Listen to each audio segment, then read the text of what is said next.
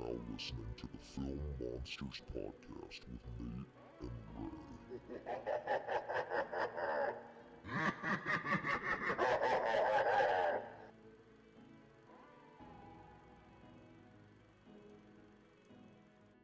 Well, hello, everyone, and welcome to the first visual Film Monsters podcast. Well, that is if you're not listening on Spotify or Apple Music or one of those things. But if you're on the YouTube platforms, you can see Ray and I's beautiful faces. I'm Nate.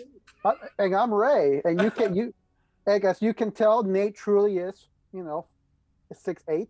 I didn't stand up, but like you wouldn't really get the idea of it anyway. But Ray and I are really excited because we've already had the experience that you are about to experience, which Ray and I got the wonderful opportunity to interview director Jonathan Cuartas, who is the director behind My Heart Can't Beat Unless You Tell It To. And I think Ray and I will both say, what an amazing experience. It was so much fun. I had the time of my life doing that. John is someone who I think is the reason why Ray and I love filmmaking. He's someone who's passionate about his craft, who pursued the craft because he loves it, wrote a very intimate and beautiful movie that I think impacted both of us. I think aside from what we said from John, obviously, Ray, this is a movie I've been hounding you to watch for a while now. But I think we both got very similar things out of the experience of watching it. Yeah, 1000%. I think I was blown away by how a genre that's been done to death, and not even recently. I mean, vampire movies have been around since the 20s. We still are getting original ideas in this subgenre of horror, which is so refreshing to see that, horror is alive and well. Exactly. And from listening to John's experience behind it and all the things that you're about to hear in this interview were just absolutely amazing. I don't think Ray and I could have asked for a better guest for our first ever interview. Yeah, thank you so much, John. You were so gracious and kind to us, especially as we're trying to figure out how to do this. Yes, our first Zoom thing. So we'll see how it comes out in the editing room. Hopefully just as pretty and pristine as it looks right now in front of you. But without further ado, here's John. We're going to be joined by John. So enjoy.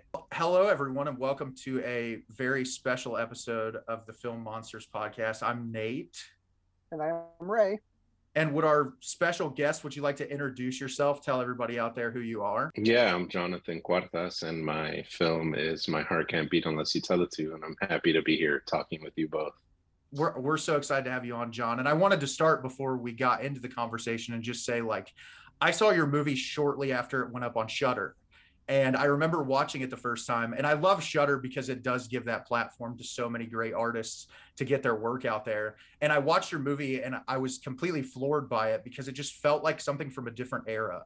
Between the cinematography and the performances and just like how quiet and nuanced and beautiful it was something that really took me aback. And so I know we've talked on Instagram a few times, but I just wanted to start off by saying I really do admire your work. I want more people to see this movie because I do truly think it's something very special. Thank you. And I remember I saw your review, and I'm just one of those people that there's some filmmakers that don't like to read anything about their film or look at reviews, but I'm the complete opposite. I'm just always trying to find people who are watching it because, it's a small film and we don't have these huge marketing budgets to be able to push it out. So people like you are the people who are spreading the word in the grassroots sort of way, which is the way that I love the most. And yeah, Shudder gave us that platform, and then filmmakers and cinephiles who share it on social media. That's really been the way that we've spread the word on this film. And surprisingly, people are still talking about it maybe 2 years after the release on Shudder. So that's exciting because we didn't think that it was going to happen that way. And that's a wonderful thing when that happens. I think recently too, and I'm sure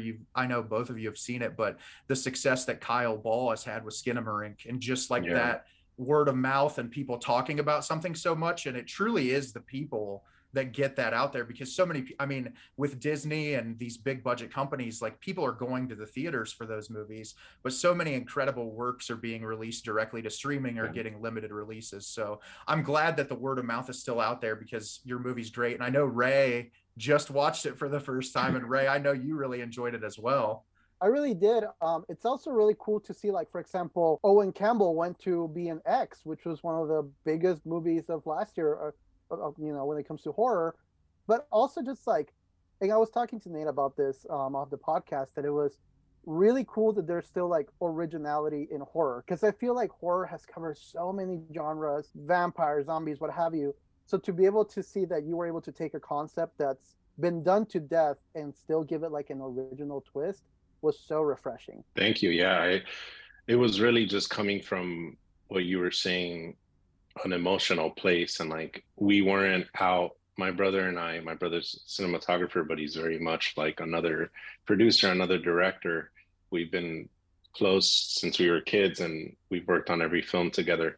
When we were coming up with this idea and sort of the concept of how to treat vampirism, it didn't actually come from vampirism. It came from an experience that we had with our family first.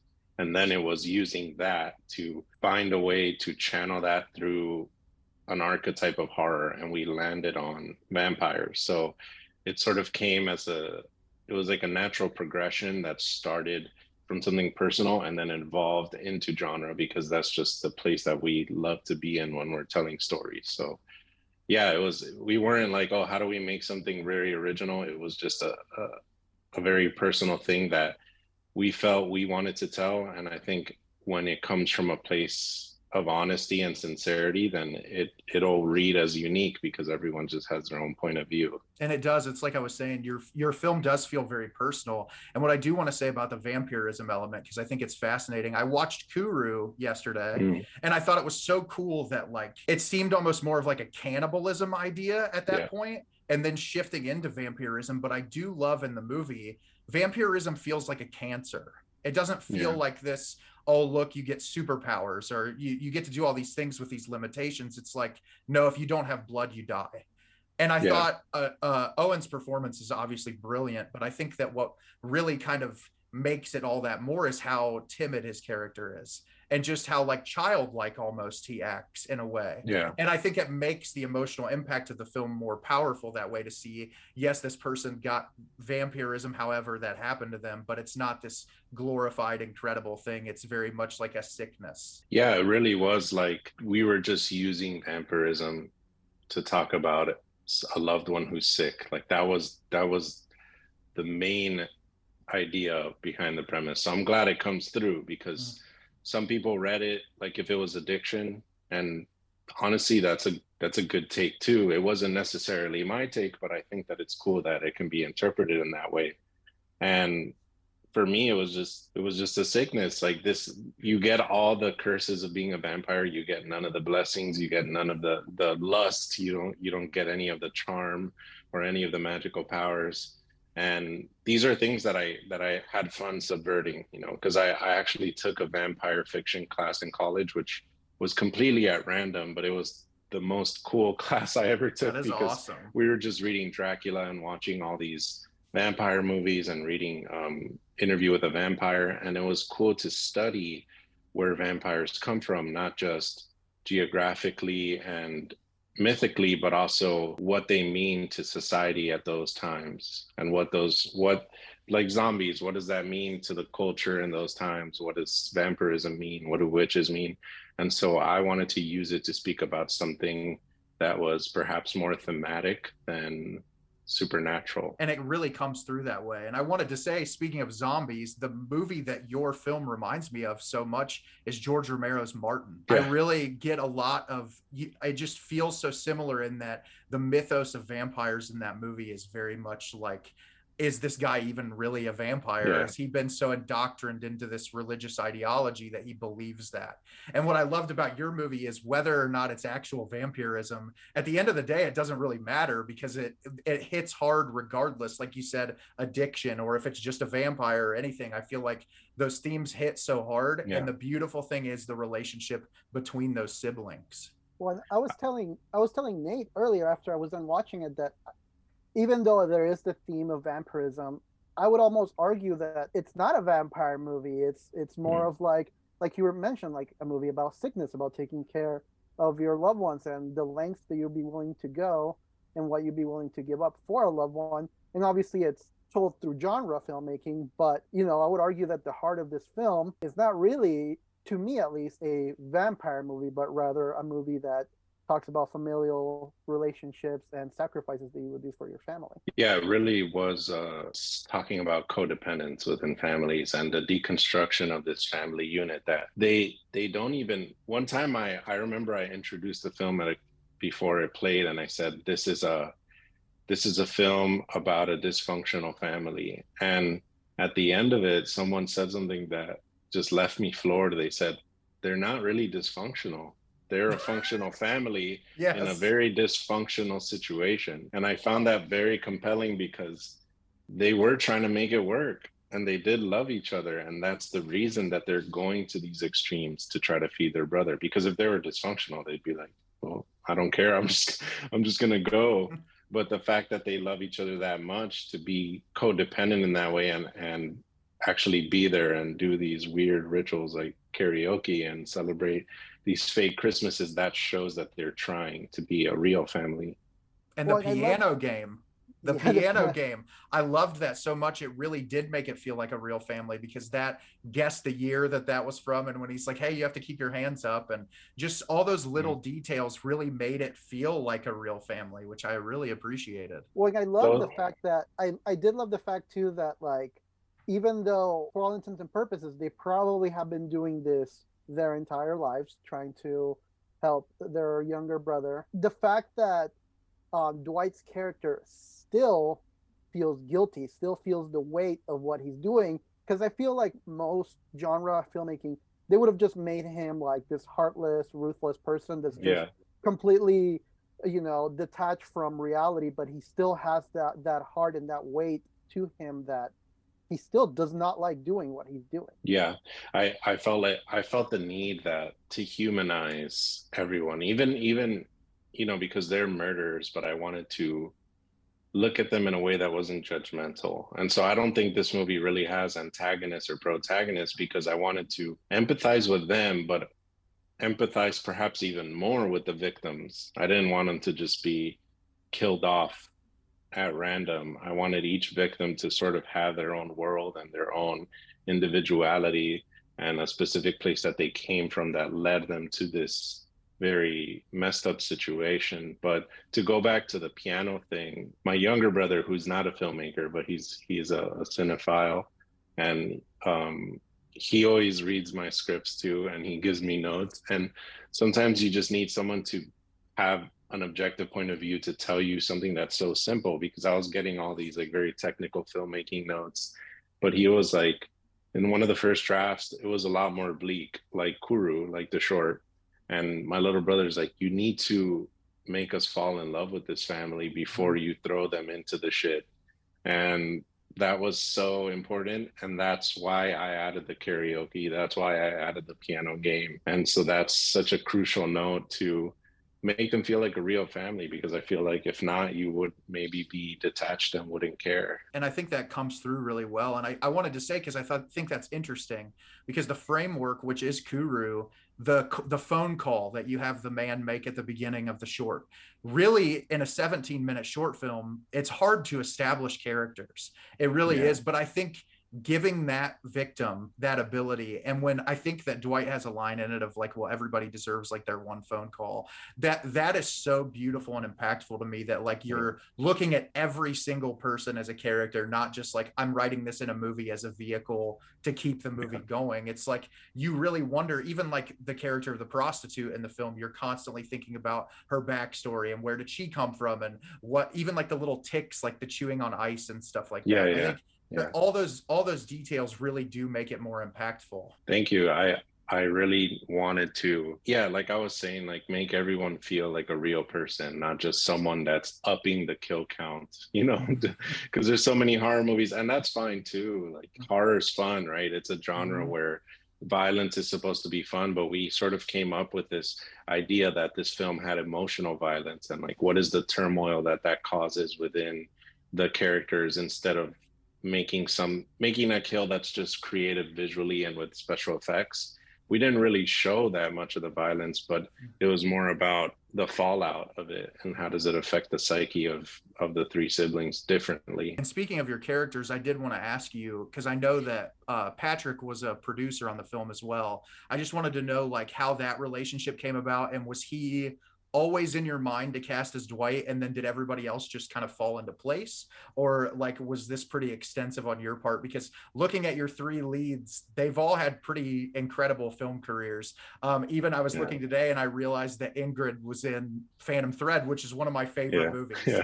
I love it. And I'm like, this had to be daunting to work with people that are this incredibly talented. You have no idea still today how I wake up and I'm like, how did I work with any of these people? So Kenny Riches is our producer, and he's a great friend, and he's just been such a good mentor throughout this whole process. We met Kenny in Miami because he's originally from Utah. And he's a director first. He had already directed 2 features when we met him. And my brother was very much, I credit my brother for making this movie happen, because my brother was so persistent on getting coffees with Kenny and talking to Kenny and trying to pick his brain. He was like a very pivotal figure in getting this movie made, because my brother was very persistent. And so they kept talking and talking. And we found out that Kenny was going to make his 3rd feature as a director. So my brother and I were like, yeah, we'll work for free. We were just very eager, and I was an assistant editor, my brother was the gaffer, and we ended up getting paid a little, but it was cool because it was our first feature experience. We were just wanting to work with people who were better than us. And we didn't necessarily care if we weren't going to direct that particular film or shoot it. And so we find out that Kenny is like best friends with Patrick. Patrick is from Salt Lake. And they grew up together. Patrick was in that movie that I'm talking about. So, you know, you're in this sort of summer camp environment when you're on a feature, and we just became cool with Pat. And from that moment in my head, I was already like, man, it'd be great to work with someone like Patrick. And he was just so cool on set as well, and just so fun to work with, and so good in the indie space, because one thing is like, you know, he's working with David Fincher and stuff, but to be able to configure his skills into a smaller framework, that's just very impressive. And so I had already made Kuru at this point. This was after I graduated film school. And so I had Kuru. I think I showed Kenny. And at that point, my brother and I like, oh, let's make a feature. Let's try to write a feature script. So I literally opened the Kuru script document, and I just started to fill it with more words. And so we used both of those things as sort of a package, like a proof of concept. And Kenny and Matt, who's the investor of their company, he put in the money. And so then we were off to the races. That's and I know this is kind of going on a tangent because you're asking about casting, but it's kind of the moment that we met Patrick. And so Kenny sent the script to Patrick. He didn't tell Patrick what it was about. He didn't tell him what genre it was. So Patrick starts to read it, and he's like, oh, he picks up a homeless man. Okay, this is interesting. Oh, he's taking him home. That's very nice. And then crack, he hits him in the head, drains his blood. And then he's like, what the fuck is going on? And then it slows down again, and then they're like doing karaoke. And he said it was just like this roller coaster of feelings, and the way that it just switched emotions so sporadically, and he was just he was locked in. And so it was just a natural trajectory for him to be in it, but I was just so happy to have him in there. And it was very intimidating on the first day, because you know, me and my brother were like these young filmmakers who just want to make a movie, and Patrick has had so much experience, but he was just so cool and welcoming. And then Owen was just a dream pick for me. Like, I didn't think it was possible. I saw Super Dark Times, which I don't know if you've seen. Amazing movie. So good. And from that moment, I'm like, he could play this sick, skinny, timid kid who wants to make friends, and he's socially repressed. He could do this. Like, he'd be perfect. We reached out to his managers and did that whole song and dance. And I remember one of the other producers, Anthony, was like, hey, just try to play it cool. Like, you don't, you know, it's a whole game. It's a whole game with like the agents. Like, you want them to be more impressed than we are. Like, we have to make it seem like we're, but in my mind, I was like, okay, Anthony, but then when I got on the Skype call with Owen, I was just like, look, I'm going to be honest. I'm a huge fan of your work. I would love to work with you. Super Dark Times is the best. And I think he just responded to that because he's just so humble and such a down-to-earth guy. And I think he just reacted to me being a real person and not trying to play this weird game, which I respect Anthony telling me to do that, because he, you know, he was the one dealing with the agents and the managers, and that's the hard part. But as far as Owen, he was just, somehow he had already heard about the project, first of all, and then he was just down from the very first Skype call. And then Ingrid, she actually came in like 2 weeks before we started shooting. Like, wow. we had someone who was supposed to play the sister, and scheduling conflicts, it just didn't work out. So I was like on Zoom calls with like 5 other actresses at midnight while I was like buying wardrobe at Walmart and stuff. and then Ingrid was someone that we had reached out to like a year ago, but she was thinking that the script was too dark, and we did a rewrite to the script that you saw that ended up being the film. And when she read that, she's like, oh, this is a lot different now. It has more heart. And so she just agreed, like, she's like, I'll let you know tomorrow morning. And so I didn't sleep that night. I wouldn't. And then I think it was like already afternoon, and I'm like, she didn't answer. She's not going to do it. And then I texted her. I'm like, hey, so what are you thinking? She's like, she asked something like logistically, like, oh, about flights or about where she's going to stay in this and that. And I'm like, yeah, we'll take care of it. And then she's like, okay, I'm in. And it was awesome. that was it. Like, she was locked in. That's amazing. And so, yeah, it was all just stuff that was very surreal and unbelievable, even still today. And somehow it all worked out. Well, I have to ask you too, because obviously I just graduated from film school, so I know you've been through the process and how they trained you. But working with these actors, what is it like giving them direction? Because you talk about it in film school, and they're like, hey, you know, when you're working with these actors, you just treat them like they're people, but you like guide them rather than tell them. And so in my head, I'm thinking, working with 3 actors of this caliber, and you're going into your first feature, like, okay, they might not have delivered that line how I wanted them to. How can I have them shift it, but not make them feel bad about what they just did? It's intimidating for sure, because you don't want to be that person that's like, hey, can you do it better? Or like, you know, like the David Lynch thing where he's like, all right, let's do it again, but now good. Like obviously, and I wouldn't do it like that anyway, but it really is just, what's the easiest way to tell someone something? Because you don't really need to get wrapped up, and this is just my point of view, you don't really need to get wrapped up in all the backstory and where's their character coming from and this and that. Sometimes it's so easy, you just say, hey, let's try that with a whisper. Like, instead of you yelling, why don't we try it with a whisper? And it's that simple. So you need to be able to communicate very practically. And it comes down to blocking too. Hey, when you're over here, maybe you blink, and then you walk over and you say your line. And I think a lot of that, they sort of build that into their own performance, because at the end of the day, you have to trust them. Like, if you cast them, they're going to give you what they're going to give you, because these are the actors that you cast. So it's about trust and giving them the space to sort of fall into that emotional space or emotional place, because there were some heavy scenes in this that Ingrid just told me, Ingrid and Owen, we're like, hey, we need a little bit. And we were just, okay, everyone stop working. We were actually in this very small claustrophobic house that was actually boarded up. So you kind of get into that mental headspace. And then we just kind of sit there. I remember the scene in the bathtub towards the end where she's bloody and dying. It was such a cramped space. And my brother was there at the camera, but I was sitting by the bathtub with Owen and Ingrid, and we were just there. Owen started to play like classical music, and I started to talk about my grandmother, because the movie's about the experience I had when she was in hospice, when she was about to pass away. And so I just started talking about that. And then they started talking about some emotional things, and none of it had to do with the movie, but it was like, what real emotions are you tapping into? Because sometimes, yeah, your character could have a backstory, but your actors never went through that in their lives. So how do they get in touch with that in a real way? So instead of doing that, you connect with a real memory that you've had, and that's how you channel that emotion. And it's it's palpable in the movie. It is. Yeah. I feel like, especially that scene where Patrick does karaoke when he's all bloodied.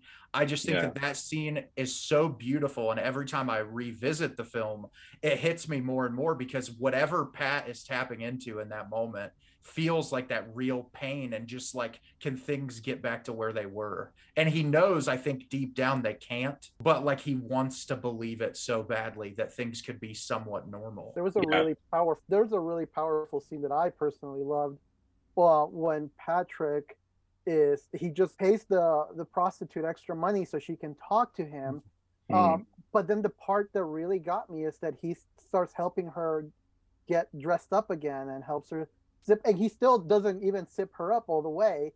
Yeah. But that, like, he just has this desire for normality in his life, to feel some form of like normal life where he can be happy, and he's helping this woman zip up her dress like a husband would with his or her partner. And it was just beautiful. That scene was so beautiful because, you know, you have a man that's, for all intents and purposes, someone that kills people, and a woman that's a sex worker, and then you put these two together, and it's this like tender moment for both of them that was so powerful. Yeah, I think regardless of sex and love and lust, they're just two human beings that maybe felt a little bit lost, and with each other they felt like they had a company, and whatever that meant, they had a company, and they were able to laugh and talk to someone else. And it's funny because it resonated even more, because in post-production, this was when COVID started to creep up on us, and then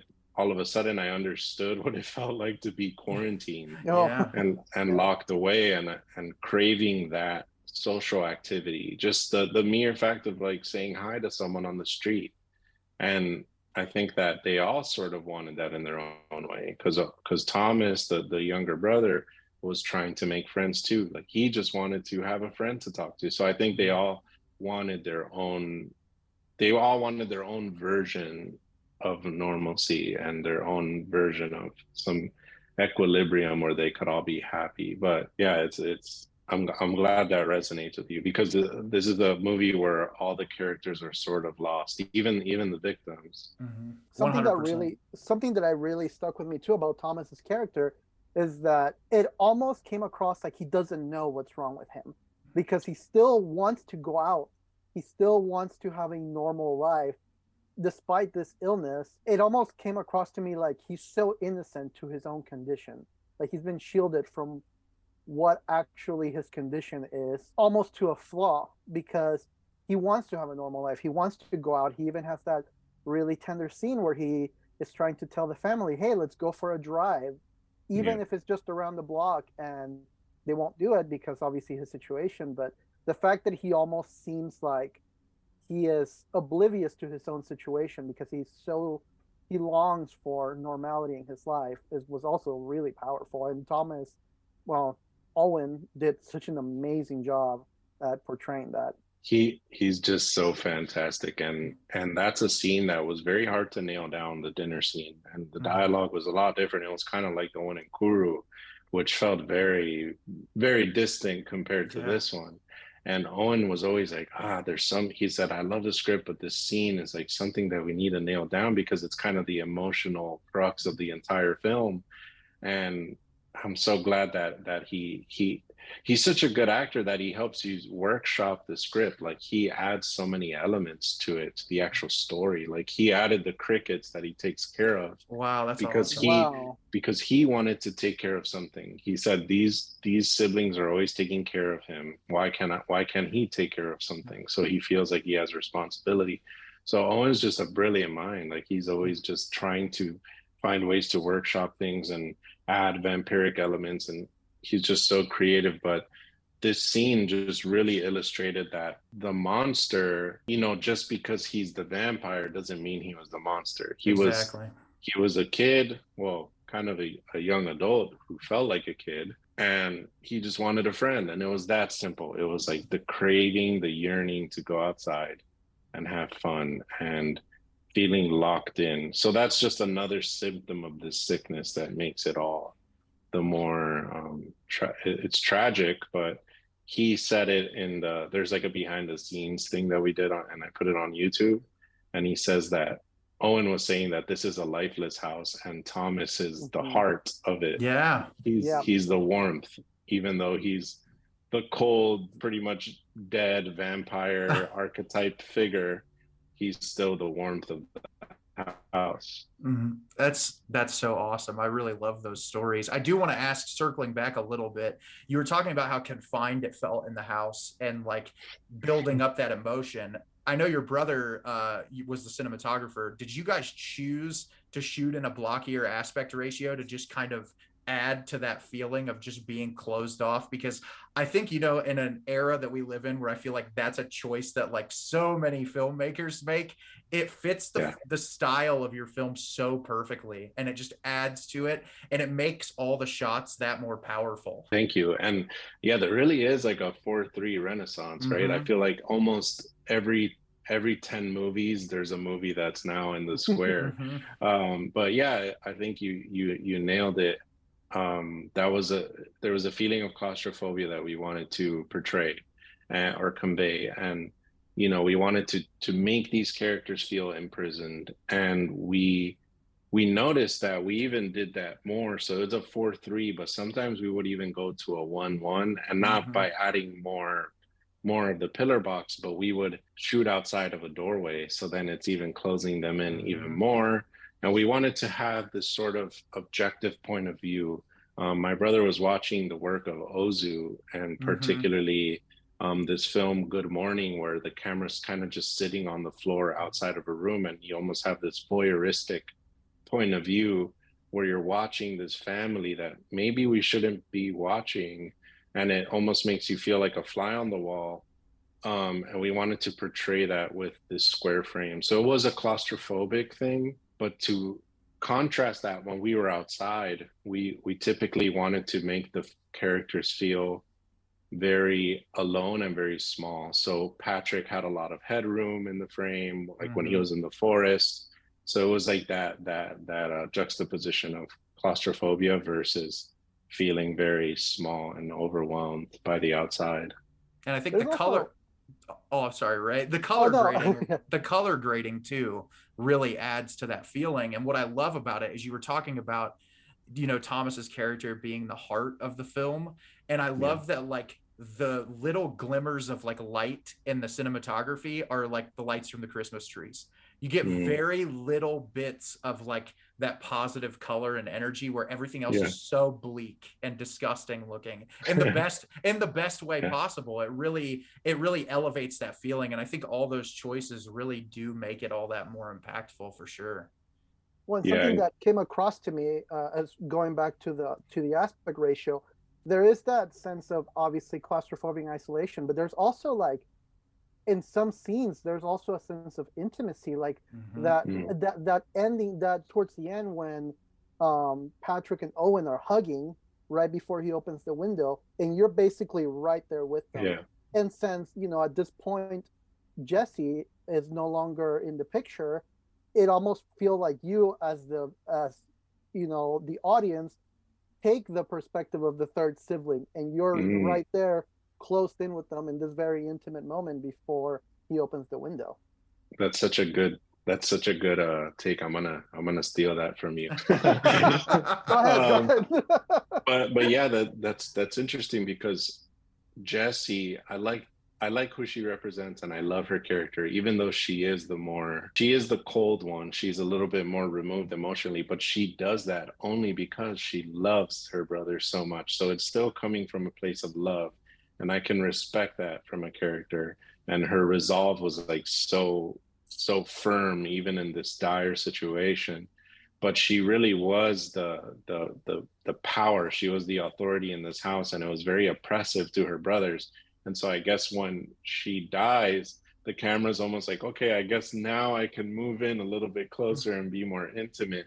But it's so true, because I remember on set having that aspect ratio, you really need the actors to get closer and closer. And it almost feels uncomfortable because Owen and Patrick were like this close, and it still looks sort of far in the frame because it's just such a tight square that I kept having to say, okay, a little bit closer, sorry, a little bit closer, just a little bit more. And that at first I was like, damn, I hope that they don't feel uncomfortable, but that sort of works better because then they're actually like inches away from one another and they can't escape the interaction that they're having, and they have no choice but to listen to each other and like feed off of each other's emotions, which is, it's a very interesting thing with that aspect ratio. It's something that I probably won't revisit for a while, but I'm glad that I did it for my first film. It worked out to the benefit 100%. I think it really does add to that. And Ray and I wanted to bring up, because we're both on this podcast, if you can't tell from Ray's backdrop, we're music guys. So we were both talking off the podcast about the score to the film, because it's a very minimalist score, but the moments that you do add music or any sort of sound in, it just really elevates the feeling of the film. And we both wanted to ask, like, what were the decisions behind that, on who to get to put the score together and when to kind of cue the music in? Because I don't know, did you edit the film or did you have another editor? We had an editor, TJ, who he would edit Kenny's films, and he ended up coming on board, and he was great. And also, like, shout out to the colorist that you mentioned. Her, she's a Polish colorist. Her name's Gosha, and she just did magnificent work to bring out these golden hues and like these earth tones that we were trying to find on set with my dad, who my dad was actually the production designer on. That's awesome. Too. So it was really like a family affair, and I feel like everyone just knew each other in some way. So it was the same with the composer, Andrew Shaw, who's also local to Utah. He did our sound on set. So he was the boom operator, and it was his first time doing it. He was the one doing the sound on set. And so it was cool because he kind of had this idea of what the world was, because he was living in it for 3 weeks.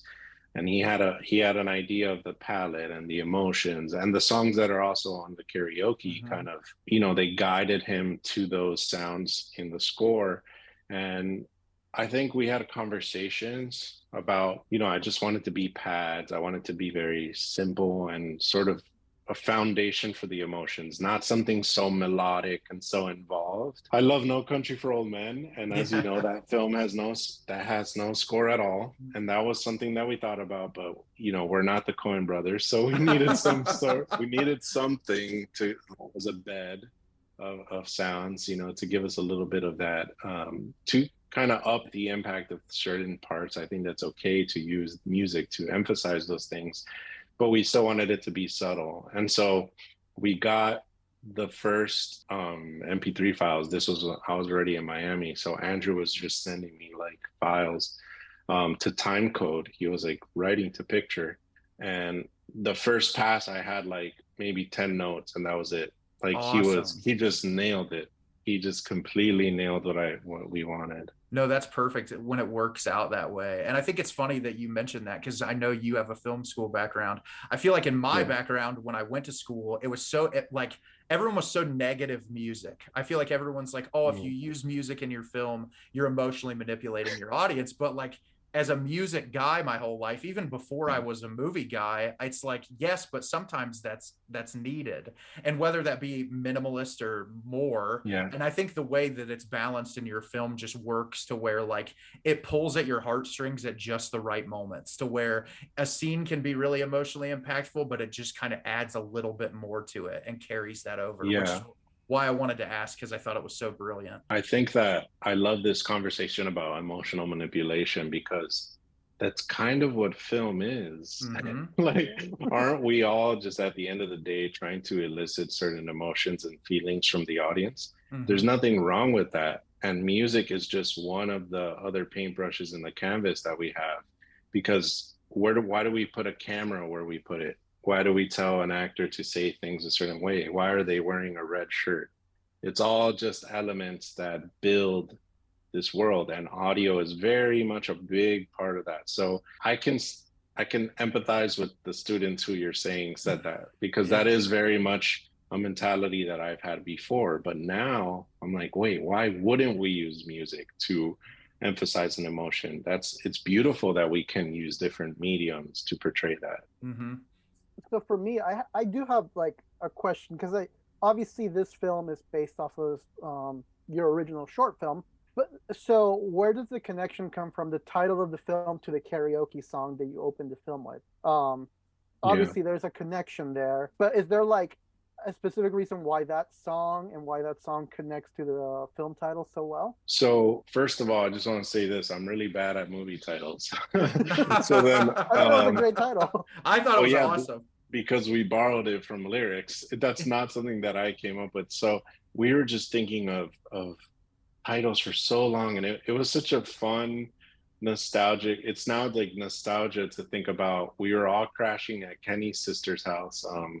Shout out to Naomi, and it was just the three of us at night. It was snowing outside, and we're like, all right, let's address the elephant in the room. What's the damn title of this movie? Because I had the sibling, and we're like, it can't be the sibling that sounds like an Adam Sandler movie. So that we were like, we were trying to find this title, and I started to look at songs for some reason. Of course, again, the music. My brother's also he has a degree in music education, so and he would play in hardcore bands growing up, so he has a very big like music background too. And Kenny actually had this song in mind for one of his movies. So bless his heart that he just gave it to us. And of course Helene Smith, who made the song in the 60s, actually that song was recorded in Miami. Wow. Funny enough, it was the first black soul record label in Miami where she that's recorded awesome. this. That's awesome. And she's still alive, and she's actually making music now after 40 years, which is incredible. And I actually had the chance to meet her. But anyway, she just made this profound piece of music that I just loved, and the emotional center of it was about love and being controlled by someone's love. And it was a love song, and we just translated that love into familial love. And so we thought, okay, the song's called I Am Controlled by Your Love. Not exactly the tone we're looking for our title. So we started to go through the lyrics, and then, my heart can't beat unless you tell it. It's actually my heart can't beat, baby, unless you tell it to. Right. And Yeah. it's so perfect too. Like it's funny how those things work out, because just looking at those, I mean, you sum up the film in just the title. Really, like Yeah, you really do. It's brilliant, and I feel like those type of titles now, they just catch the eye so much. But I also wanted to ask you, I know we've talked a lot about the film. I know you and I have talked before, just talking about movies. I just want to know about some of your inspirations, because I feel like there are a lot of directors I've mentioned, and I feel like just talking to you, we have very similar tastes. Yeah, we do. But I just wanted to know, like, what some of your inspirations were, and if there was someone specifically who like drove you to want to filmmake. Because like for me, obviously David Lynch, early on it was like Wes Anderson and Edgar Wright. There's a lot at a young age that really pushed me to want to love filmmaking. But I'd just like to know some of yours and kind of what gave you that push to want to enter this crazy world. It's funny because when I was younger, I was never into horror or like art house cinema. It was really only in film school when I started to expand my taste. But I think it was just the love of film, like in a general sense, like going to the movies with my parents and my brothers when we were kids to watch anything. It could have been like Flight of the Phoenix or like the Rundown, Home Alone. It wasn't necessarily these like Hallmark movies that we remember that are classics. I didn't actually see Texas Chainsaw till I was in my 20s. I didn't see Halloween till I was in my 20s. But there are certainly movies that left a mark as far as like, damn, this is what you could do with a film. Like I had no idea. I thought there were rules. So I think I call it the Pulp Fiction effect. But for me, since I'm a little bit younger, for me, it was Kill Bill, because when I went to the movies to see Volume 1, that was 2003. That means I was 11. And at that point, I had only seen like your traditional Hollywood movies that followed a certain set of rules. So when I see this movie and it has title cards and it has a sequence in anime, I was like, this is nuts. Like you could actually do this. And so the fact that he was manipulating the medium to create such a fun story, that's when I think I realized, even though that wasn't like my favorite movie ever, it was just a way that I can break away from the traditional narratives and say, oh, this is how much you could push the boundaries of film. And then now I would say like The Exorcist is, of course, like the pantheon of horror for me. And David Michaud was someone who I think you did a review on the Rover when you were doing your I did. A24 thing, and that was a movie I saw in 2014, and it had such an abrasive atmosphere. And ever since I saw that film, I feel like I want to inject all my movies with this sort of atmosphere that it feels like another character, like there's something there that's just like holding you down the whole movie. And I love his work, and I love Yorgos Lanthimos. I think Mine, the two, yeah, one I of my bet you love favorites. it. So the two comps that I had specifically for Kuru when I pitched it in film school was Dogtooth meets Yeah. Let the Right One In. That is a beautiful comparison. Perfect. So yeah, I love him. I love Christian Petzold, Lynn Ramsey, Lynn David Ramsey's Lynch, a of big one for course. me. Like, yeah, what's her name? The one who did Jane Campion, like Yes. Sweetie, and yeah. So there's so many, and like smaller films in South America, like We Are What We Are, and Yes. Monster with a Thousand Heads, and Safe. We talked Safe about is- Safe, Todd Safe- Haynes. Safe, you recommended to me, and truly has become one of my new favorites. I feel like Yeah. that's exactly what you say about pushing the boundaries of what cinema Yeah. can be. It has such an ethereal, dreamlike feeling that I feel like not a lot of movies can convey. Also, anything you get Julianne Moore in, just Yeah, great right. choice. Another one that stuck with me when I was in the festival circuit like 2015 or 16 with Kuru actually, and I went to a small festival in Arkansas, and I went into the theater, and this was like it was a fantastic cinema, so it didn't necessarily just have to be horror, it could be like fantasy, whatever. So I went into this movie and I had no idea what it was about. We just like took our chances, and it was The Eyes of My Mother. Yes, and, an and amazing movie. we had no idea what it was. This was before it was out, and I was enamored by it, and I fell in love with because that's another movie that's horror, but it's completely emotional. And it's funny because now Kika, the lead in that movie, we started talking on Instagram, and now we're like friends, and I love that. Awesome. Yeah. And her performance is incredible in that movie. Yeah, just so good.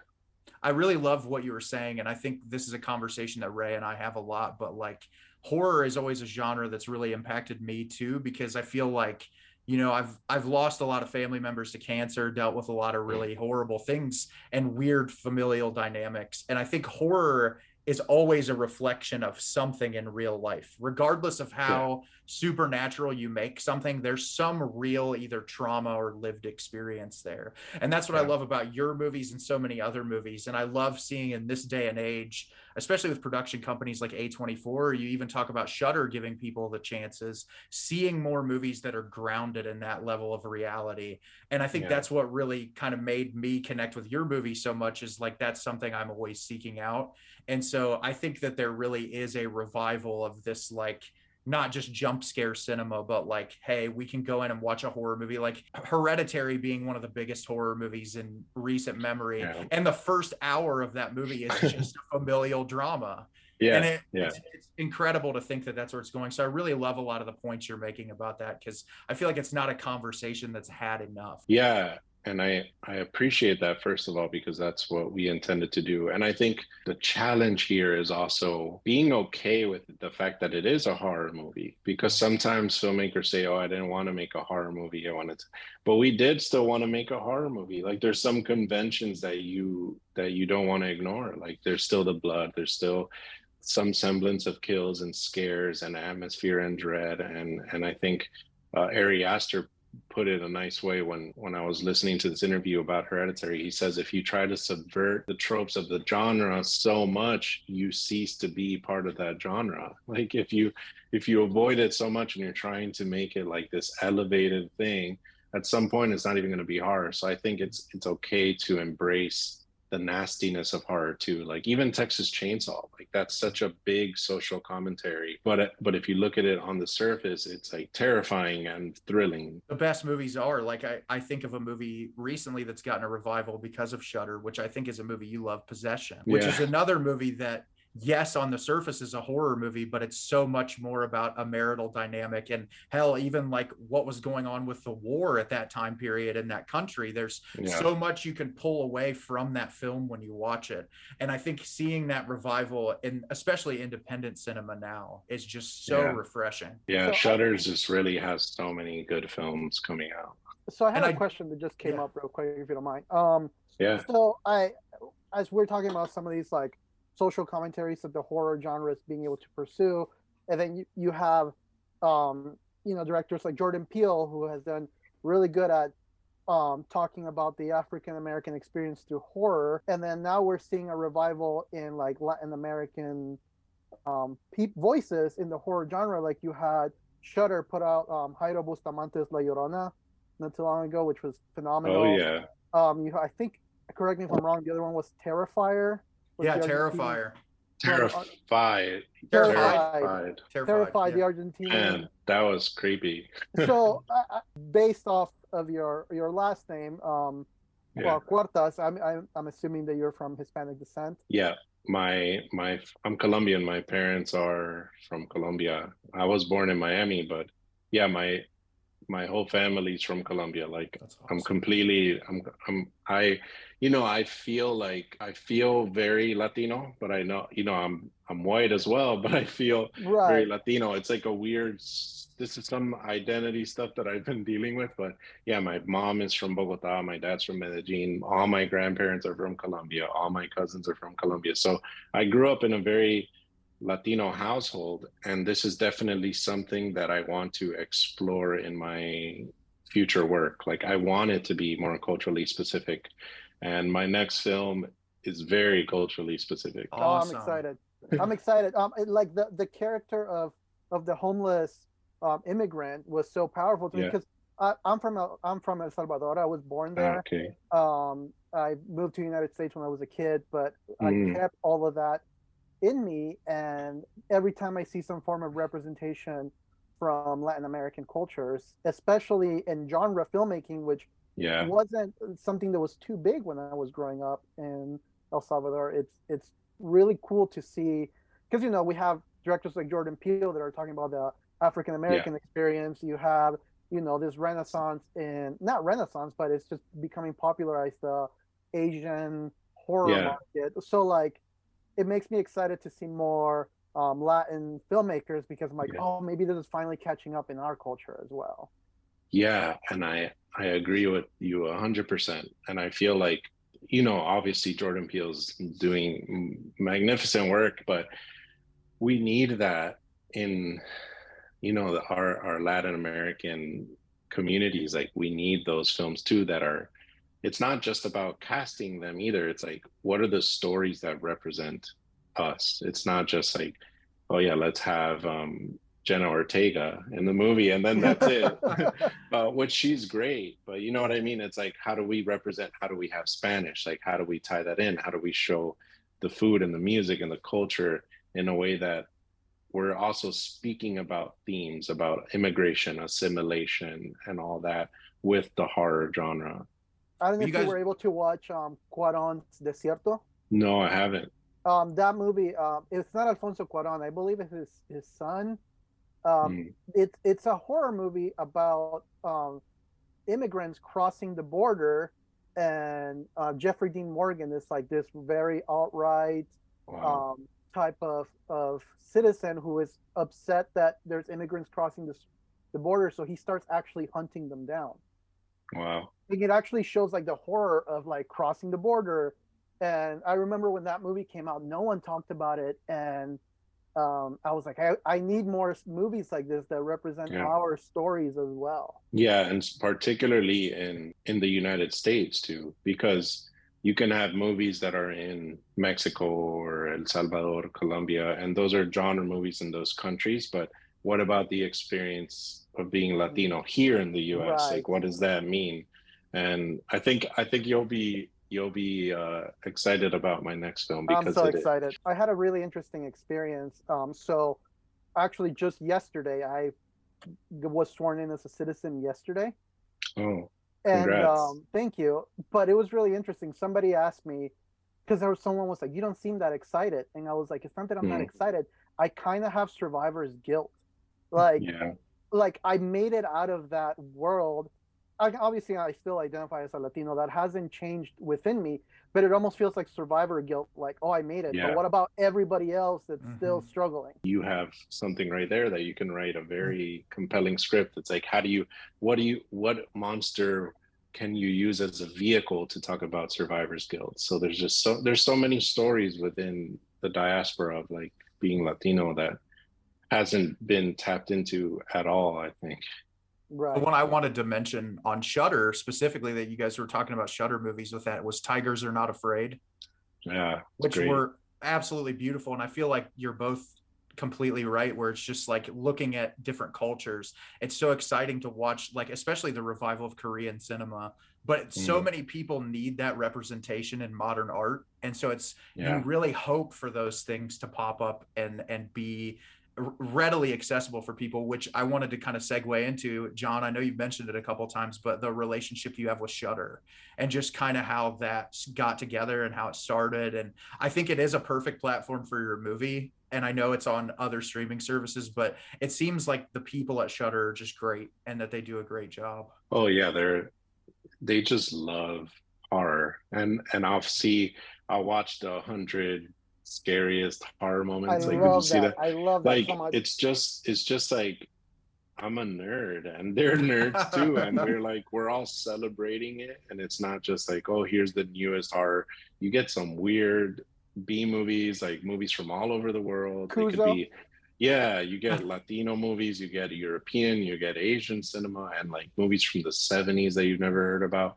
And it's just so much fun. Like, that platform is truly incredible, and they're doing truly incredible work to restore these sorts of movies. Like Possession, come on. Like, you cannot, you know how hard I looked for that movie? Like, just 2 years ago, I had to buy like this $80 Blu-ray from the UK or something to watch it. I bought the same thing. They just added Near Dark, which was impossible for forever long. Yes, Near Dark, Possession, like they're so, and now they put Skinamarink and all these new movies too. And I think Huesera, you know, the Mexican film that's, I don't know if you've heard about that, Ray and Nate, but there's a movie, this director, I think her name's Maria. It's still going through the festival circuit, but I think it's going to be on Shudder. And it was a film about a pregnant woman, and it's called Huesera, and it's a horror film from Mexico that I'm so excited about.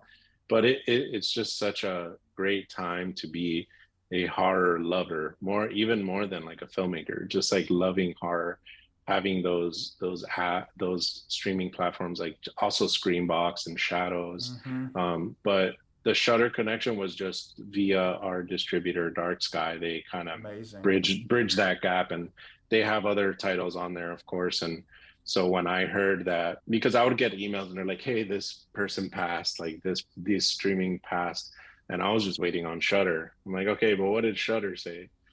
Shudder wants it. And I was so happy when I found out that they wanted it. And Ray mentioned La Llorona, and what an exciting time to be a horror fan when a movie gets bought into the Criterion collection. That's a Shudder original film. It's unbelievable.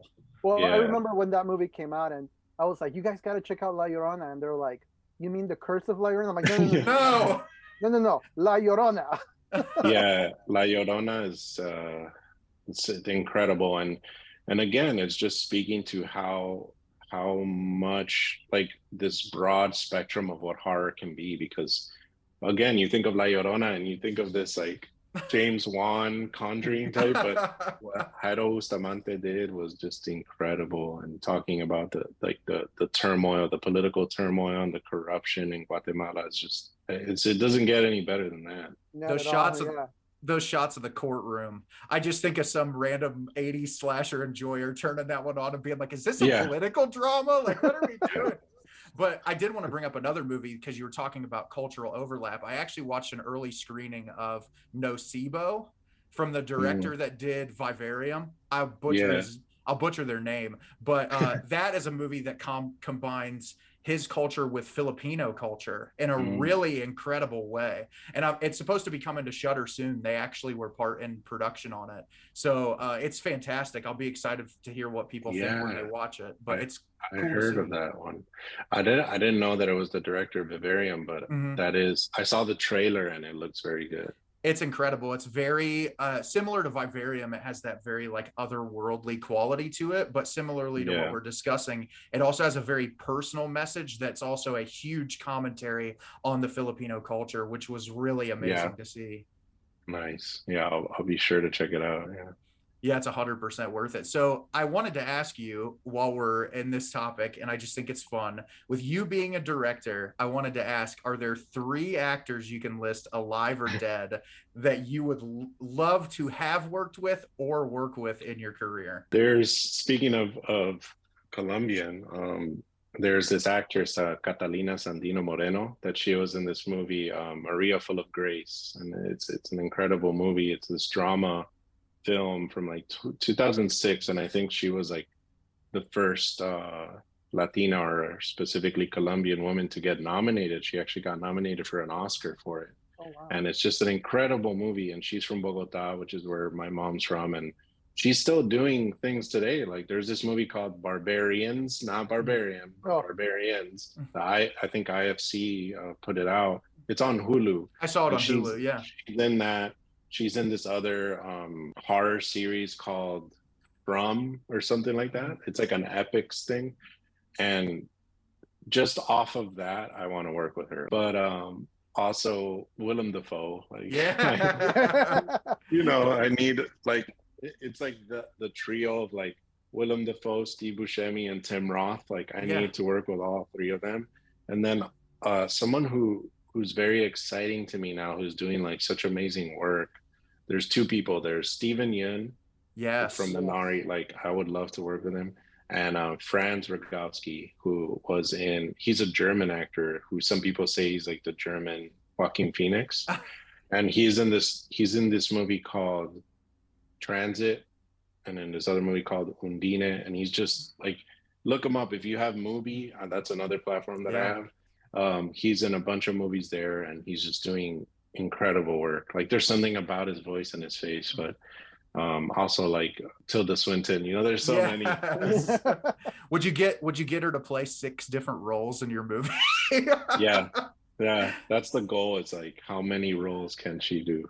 That's what she's just trying to like build it up at this point. I actually listened to a A24's podcast with Willem Dafoe it was so funny to hear him talk about doing his own dubbing work in other countries. I was like, man, what can't this guy do? He's just a master.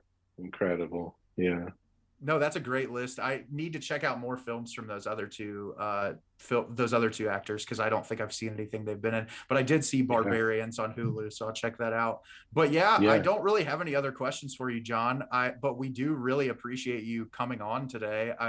Ray and I obviously both appreciate your movie, and I'd love to actually have you back on sometime where we just talk movies, because I feel like we could have a very elongated conversation about that. Yeah, that's the fun part for me, is like I love talking about my movie, and I appreciate you all like continuing the conversation after so many years. But it's just fun talking to fellow film nerds, you know, because I could be here for hours, you know, but you forget that you're even recording. I totally did. And so before we go, do you have anything that you want to plug or tell people about, where to follow you, where to get updates about when your next project's in development? I know those things, being in the writing stage, is all over the place.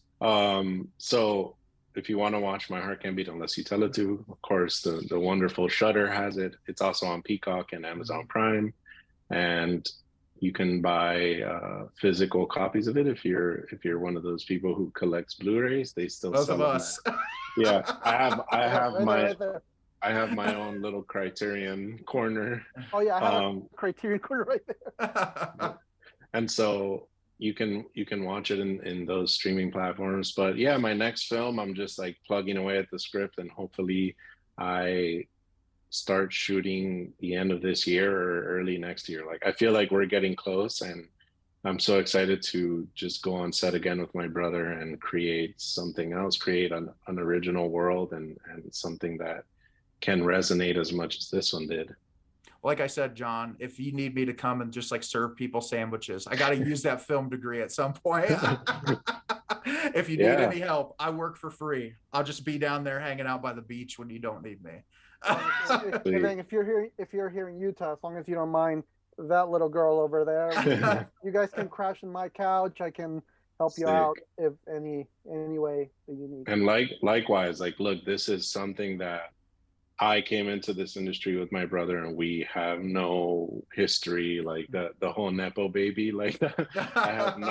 I am the furthest removed from that. Like, we went into this in Miami, me and my brother, we bought a cheap camera and went out into the Everglades to film stuff. So we love just working on the other people's films even today. So if you guys need help on anything, if you need editing help or like advice or just being on set, I just love being around film sets. Like, it doesn't have to be my movie or anything. I just love being in that environment and watching people create. So I'm excited to see what you guys make, because I know that your taste is good. So I want to see what films you create.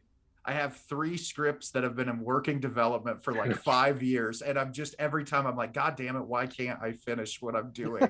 And like, it's just like every single time I'm like, and people are like, oh, that's a great idea. And I'm like, yeah, but I just can't get it 100%. It's hard. It's so, like, writing is hard. And I've done like so many drafts of this new script with agents. And then now we have producers and they're giving me notes. So it's just like, how many times can you deconstruct your script and like put it all together? But that's just part of the love. Screenwriting 101 that kills me is the show don't tell thing, because I am such a thinker, and it's so hard because you'll have these incredible thoughts that you want to convey in the screen, and they're like, they can't read your character's mind. Which it's a fun thing. But we do really appreciate you for coming on, and we hope we can have you on again very soon, because I would love to just do an episode. We could talk about Yorgos Lanthimos for an eternity, I feel like. For sure. But I'd be happy to come back on. What is your handle so people can look you up too, like on so on Instagram it's just Jon Cuartas, so Jon Cuartas. I don't think there's a underscore, but also on, if you want to just go straight to the Instagram of the movie, it's Heart Can Beat. So Heart Can Beat. And follow John on Letterboxd. I'm very active on Letterboxd. I'm like very disciplined, and I love using Letterboxd. In the world we live in, that we're just saturated with social media platforms, Letterboxd is a breath of fresh air. Yeah. Despite some of the really poor takes that you read. That's fun too. I love it. Well, we thank you a lot again, John, for coming on, and we hope to talk to you again soon. Yeah, thank you so much. Thank you. All right. Have a good one. You too. Well, Ray, that was Jonathan Cuartas. What a great interview. And also, I tried my best, John, to say your last name. If I fucked it up really bad, I tried. Come on, Nate. Stop being a basic white man. It's Cuartas. Cuartas. Is that Cuartas? Cuartas. That's what my Spanish teachers always told me. I was horrible at rolling my R's. Like Cuartas. But no, it was honestly just wonderful. I know we said it at the beginning of the episode, but John is just a really clearly humbled person who I loved the responses that he had to our questions. You could tell he was very thoughtful with his answers and the way that he looked at it. And Ray, I thought especially the conversation that he had about cultural relevance in film with you was really incredible. Yeah, I had a really good time talking about that. I feel like that is a topic that I've always been curious to tap into with people, and I am so glad that I was able to do it with another fellow member of the Latin community. I was so excited about that. It was amazing. So if Ray and I can say one thing after this episode, it's go watch My Heart Can't Beat Unless You Tell It To. It's streaming on Shudder, on Peacock, and on Amazon Prime. You can get it on any of those platforms. Ray and I are already like the biggest advocates for Shudder that could possibly exist in the world, but get Shudder and watch it. John's a great filmmaker. No, he said it on the interview, but we will be linking to his socials. So please go give him a follow as well. And not only is he a nice guy, but he also seems to be engaged with the people that are interested in his film. So, he was very responsive and very willing. And I just can't ask for a better first experience to have done this. And Ray, we can't give anything away yet, but we just let everybody out there know we may have some exciting things coming in the pipeline as far as some other interviews we have cooked up here in the near future. Yes, I am so excited, but we can't talk about it quite yet. Not yet. Not until everything is set in stone, confirmed.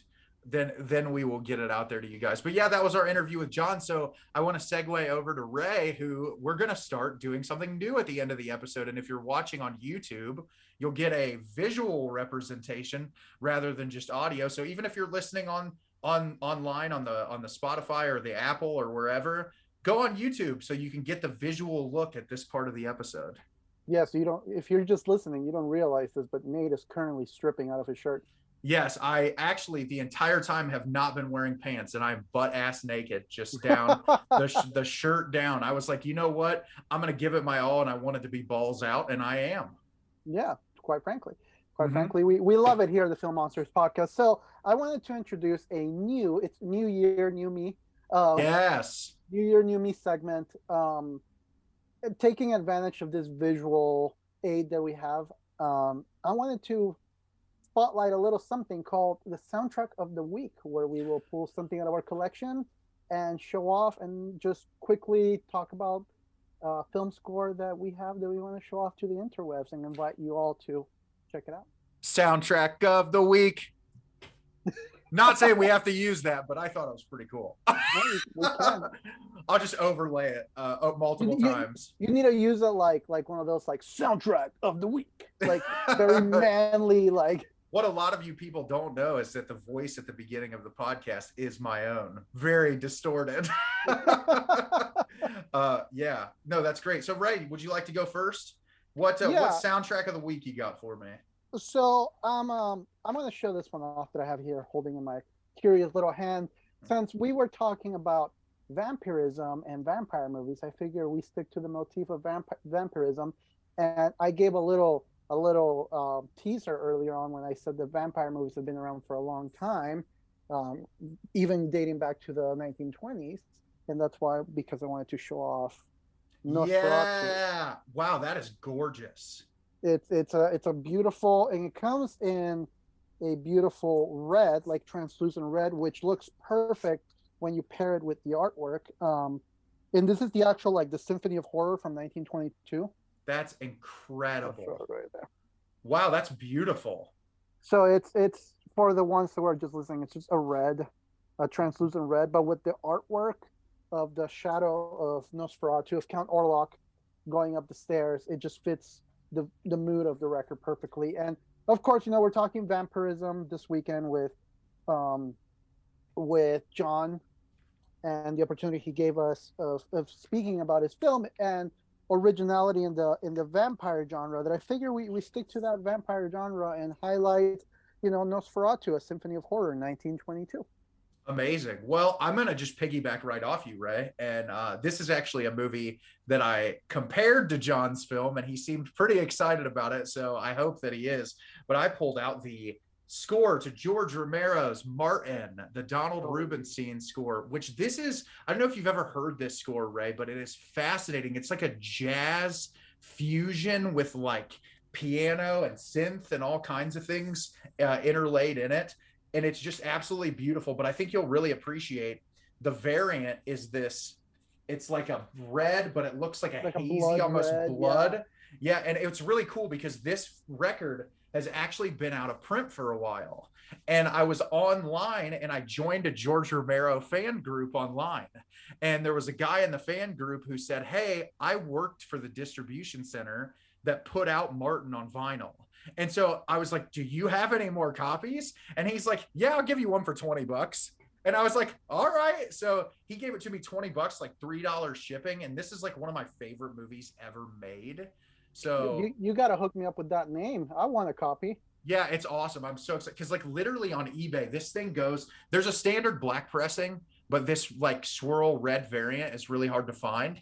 Sometimes I saw it going for upwards of like $300 on eBay. So the fact that the guy, because he had so many in his house, was willing to part with it for such a cheap amount of money, I was pretty thrilled.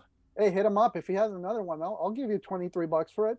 Yeah, I'll hit him up and let him know. I know you haven't seen the movie yet, but this is one. It actually just got a Blu-ray 4K version. You have to buy it through like Zavvi. I don't know if you've ever used them. Yeah, I never used them, but they're from Second Sight. Yeah, Second Sight did my the restoration for Dawn of the Dead, which was incredible. Yeah, so I'm sure they did a European version of Martin, but that company, that Zavvi, is the only way you can purchase it in the US. Everything else is like a region. They did this beautiful version that you can only get with like a region-free Blu-ray player, which always sucks. Well, fun fact, if this will convert you, 4K discs are region-free anyway. Wow, then I might actually have to give away my whole paycheck now. But no, I upgraded to 4K because of that, because a lot of it is region free. That's amazing. But yeah, those are two vampiric scores. You got Martin and you got Nosferatu, two very different eras.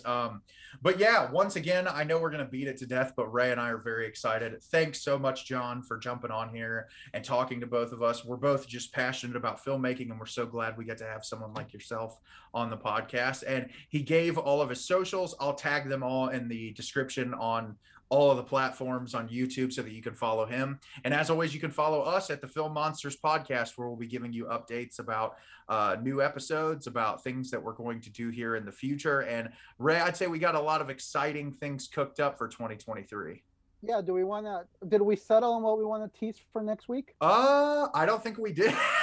Well, so I had the idea. I just don't know if you wanted to do it. Do it. Hit it up. This is actually a Film Monsters podcast first. I won't know the idea, but then Ray's going to give it to me. So hit me with the idea. It'll come back to you, be like, oh yeah, we did talk about this. Yeah, go for it. We're in February, and as we all know, February is a very special month where we celebrate Black History Month. Yes, you did bring this up, and this is perfect. I'm so excited about it. And so I think, Ray, you said we're going to highlight films from African-American directors. We're going to talk about some of our favorite African-American actors, like just everyone in the Black community that has impacted us in some way in the film format. And I'm really excited about that. And you know, we have so many talented African-American auteurs, you know, that are out there.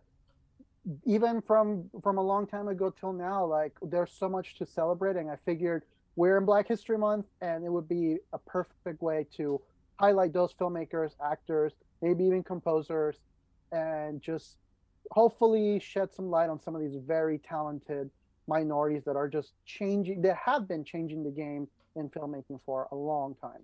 Absolutely. I love that so much, and I'll be really looking forward to doing that episode with you. So as I said, you can follow us at the Film Monsters Podcast, or you can follow Ray and I at our personal Instagrams at AnalogC for Ray and My Exit Unfair for me, which I've still got a bunch of soundtracks and stuff in the ether. I'm finally getting my Last Black Man in San Francisco score, which I cannot wait for. Oh, it's a good one. It's sitting right there with my score. I know that you already have it. I'm jealous, but we thank you so much for listening, and goodbye, everyone. Goodbye.